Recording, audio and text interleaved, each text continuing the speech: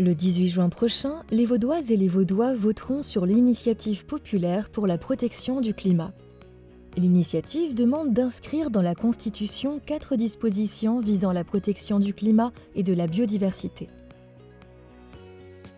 Les communes et le canton contribueraient ainsi aux efforts nationaux et internationaux visant à limiter le réchauffement global. Le Conseil d'État et le Grand Conseil soutiennent cette initiative. Les signes du réchauffement climatique deviennent de plus en plus tangibles. Les scénarios de météo suisse prévoient des étés plus secs, des précipitations plus intenses et des hivers moins enneigés, engendrant par exemple des pénuries en approvisionnement d'eau ou encore la perte de biodiversité.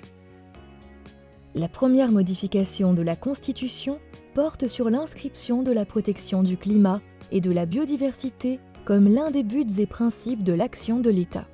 La deuxième vise à ancrer l'objectif de neutralité carbone sur le territoire vaudois d'ici à 2050 au plus tard. Elle demande à l'État et aux communes de réduire les impacts sur le climat de leurs politiques publiques et de se doter de plans d'action et d'objectifs intermédiaires pour 2030 et 2040. La troisième veut inciter les caisses de pension de droit public à participer à l'atteinte de l'objectif de neutralité carbone. Ces institutions devront se doter de stratégies indicatives en matière d'investissement responsable et respectueux du climat. Ces stratégies, révisées chaque 5 ans, devront respecter le droit fédéral, notamment en matière de rendement. Avec la quatrième disposition, l'État et les communes devront veiller à ce que les personnes morales dans lesquelles elles détiennent des participations élaborent des plans financiers orientés vers des activités moins émettrices de gaz à effet de serre avec des objectifs intermédiaires pour 2030 et 2040. Les opposantes et les opposants estiment que les objectifs de neutralité carbone à l'horizon 2050 ont déjà été acceptés par le Conseil fédéral lors de la signature de l'Accord de Paris et par le canton, grâce au plan climat.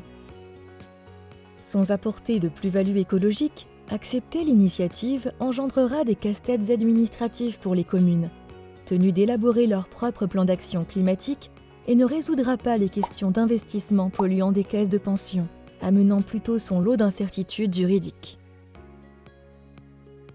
Pour le comité d'initiative, il est temps de passer de la parole aux actes et d'agir pour le climat.